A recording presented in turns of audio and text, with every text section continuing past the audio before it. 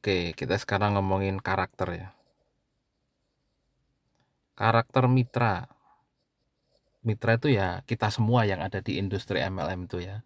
Bukan mitra kita, tapi termasuk kita. Mitra MLM. Orang yang sudah masuk ke dalam industri MLM punya nomor ID resmi ya disebut mitra gitu ya. Nah, karakternya orang ketika masuk ke MLM itu menurut saya tuh ya, itu ada beberapa. Yang pertama, itu karena orang tersebut masuk punya apa ya? Punya target. Dia misalkan saya masuk industri MLM, misalkan saya masuk PT Besi, saya punya target harus mencapai apa gitu, misalkan mencapai sekian juta, mencapai motor, mencapai mobil, mencapai nominal sekian, nah gitu. Ini ada target, punya target lah, target pencapaian. Nah, orang-orang yang memiliki karakter ini relatif lebih cepat, lebih banyak menghasilkan dari industri MLM tersebut. Karena gerakannya pasti beda, perilakunya pasti beda, tidak hanya semangat semangat teori enggak, tapi apa ya, jadi perilakunya pasti beda, karakternya pasti beda, karena dia punya target pencapaian yang tidak hanya untuk tujuannya, apa ya, kadang orang pengen dipuji karena mencapai big ambassador misalkan untuk gaya gitu kan. Nah, orang yang ada di karakter nomor 1 ini punya target pencapaian itu tujuannya bukan untuk itu. Bukan untuk pamer, bukan untuk pengakuan, nah bukan untuk, apa ya, untuk wah gitu enggak. Tapi orang-orang seperti itu ada target kehidupan tersendiri dari apa yang ditargetkan di bisnis MLM tersebut, gitu.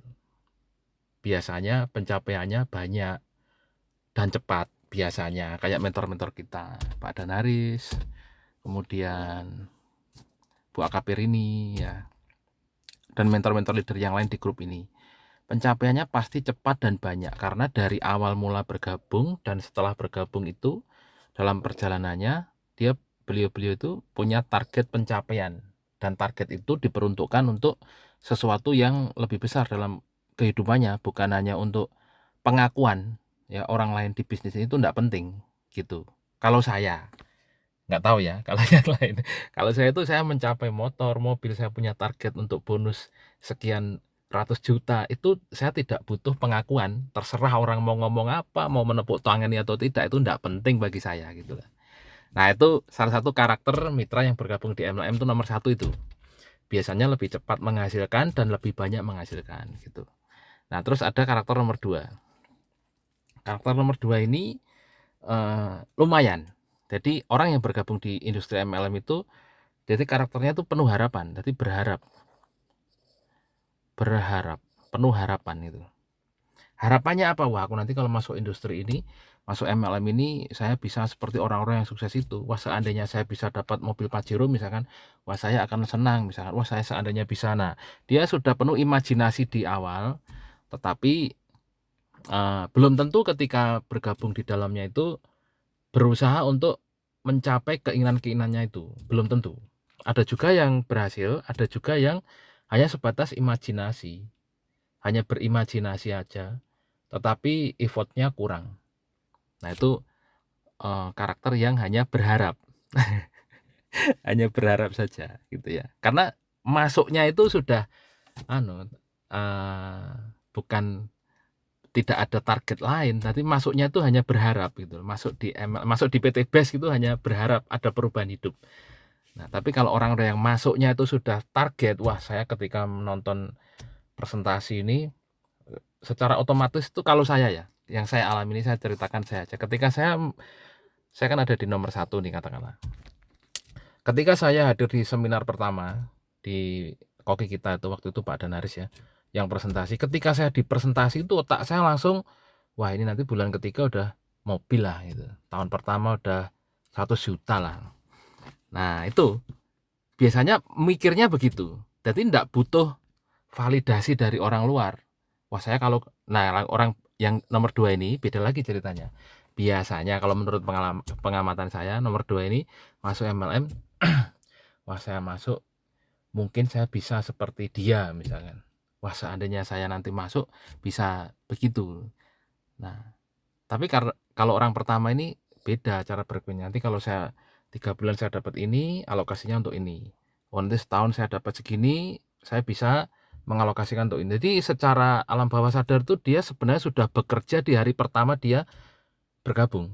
Kalau nomor 1 ini. Nomor 2 ini masih berharap aja tanpa arah dan tujuan yang jelas. Tapi dalam perjalanannya bisa bagus juga kalau diarahkan dengan baik melalui pembinaan gitu ya.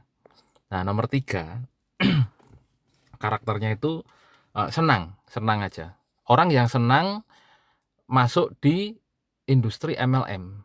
Seneng. Pokoknya saya masuk ke MLM ini seneng. Nah, ini dulu saya pertama kali. Pertama kali sih saya pernah ada di nomor 3 ini. Nomor 2 juga pernah saya alami gitu ya. Di usia saya yang mungkin masih 20-an tahun gitu ya, atau 30-an tahun tuh, saya masuk MLM tuh karena saya seneng. Kenapa? Karena tidak ada orientasi hasil. Orang yang seneng itu karena mungkin relationship, mungkin karena di situ ada bisa melihat orang di panggung, menceritakan kisah sukses, motivasi-motivasi, ya tujuannya untuk belajar. Nah, ini orang seneng.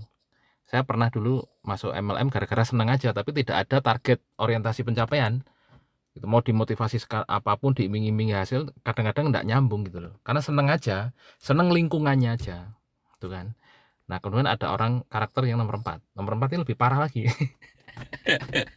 Nomor 4 ini orang yang tidak tahu apa-apa. Tidak tahu apa-apa. Ini orang yang gampang bergabung tapi setelah bergabung lenyap gitu loh. Tidak tahu apa-apa, diiming-imingi atau mungkin diculik ke seminar gitu ya.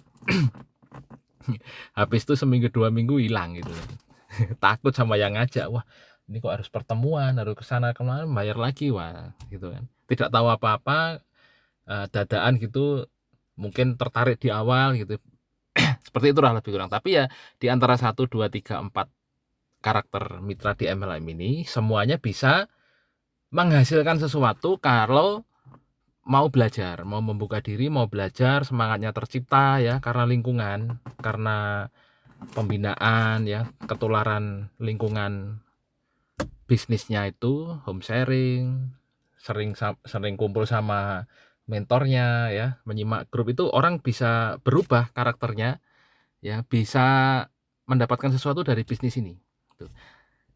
Nah, terus yang senang ini paling banyak biasanya, paling banyak. Dia menjalankan bisnis ini dalam tanda kutip penuh semangat, tetapi hasil nomor 10 mungkin ya. Jadi mau perusahaan itu ada sejak awal sampai perusahaan itu tutup ya, orang ini biasanya akan kelihatan semangat, seolah-olah itu pertemuan datang terus gitu kan, ubyang-ubyung itulah gitu ya. Tapi hasilnya tidak maksimal, bahkan tidak ada gitu loh.